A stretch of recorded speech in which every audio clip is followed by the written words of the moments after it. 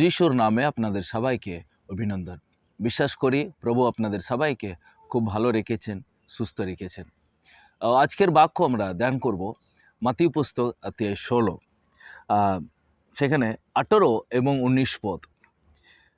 আর আমি তোমাকে বলছি, তুমি পিতর অর্থাৎ পাথর, এই পাথরের উপরেই আমি আমার মণ্ডলী নির্মাণ করব।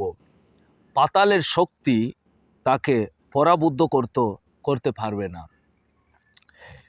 ঐশ্বরাজ্যের চাবিগুলি আমি তোমাকেই দেব।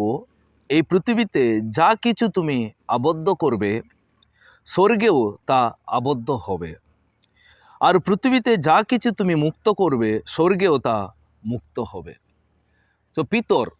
পিতরকে প্রভু এই প্রতিশ্রুতি দিলেন, আমি তোমার উপরে আমি মণ্ডলী নির্মাণ করব। পাথর এই কথার হিব্রু ওয়ার্ড হচ্ছে আর পেট্রোস।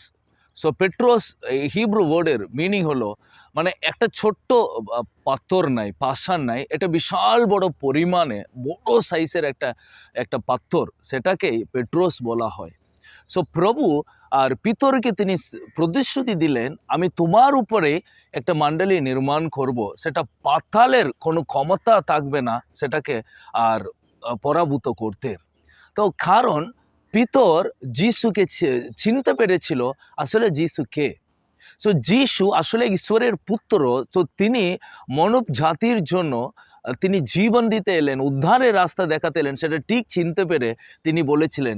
তো যুগুদি লোকে কেউ বলেছে তাকে, যিশুকে বলেছিল তিনি একজন ভাওবাদী, জিরেমিয়া কেউ বলছিল, এলিয়া কেউ বলছিল আর পূর্বপুরুষের একজন, কিন্তু ঠিক পিতর যিশুকে বলেছিলেন, আপনি হলেন আর ঈশ্বরের আর পুত্র, প্রভু আপনাকে পৃথিবীতে পাঠিয়েছে।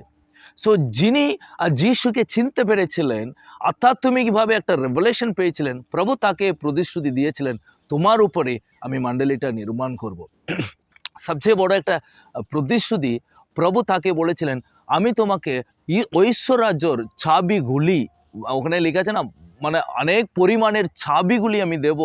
ওই চাবি দিয়ে যা কিছু আবদ্ধ করবে, স্বর্গেও তাই হবে, যা কিছু তুমি মুক্ত করবে, স্বর্গেও সেটা মুক্ত হবে।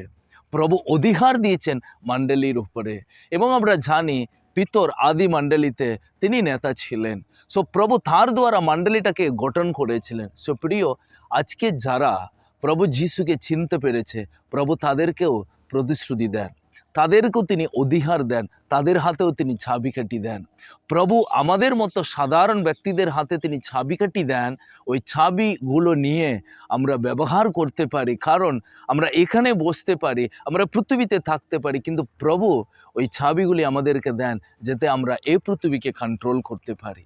আমাদের প্রার্থনায় এবং প্রভুর প্রতিশ্রুতি আমাদেরকে তার ইচ্ছাটাকে পূর্ণ করতে হেল্প করবে। প্রিয়, পিতর একটা সাধারণ মাছ ধরার একজন, কিন্তু প্রভু তার হাতে চাবিগুলি হাতে দিলেন বিশ্বাস করে, কারণ পিতর যিশুকে চিনতে পেরেছেন। আজকে আমি আর আপনি যিশুকে কি চিনতে পেরেছি? আসলে তিনি কে, আমাকে তিনি কি দিয়েছেন, আমার ভালো কাজ থেকে তিনি আমাকে আশীর্বাদ করে নিয়ে আমরা যদি তাকে চিনতে পেরে থাকি, আসলে যিশুকে, তিনি আমাকে চাবিগুলো দেন, ওই চাবিগুলো নিয়ে ঈশ্বরের রাজ্যকে আমরা নির্মাণ করতে পারি। প্রিয়, ডিএল মুডি উনি বলেছিলেন, একদিন একটা বাক্য তিনি পড়ছেন, একজন লিখেছিল, ওই বাক্যটা এইভাবে লিখেছিল যে, যদি ঈশ্বরের মনের মতো একজন ব্যক্তি হলে প্রভু তার মধ্যে দিয়ে বড় বড় কাজ করবে।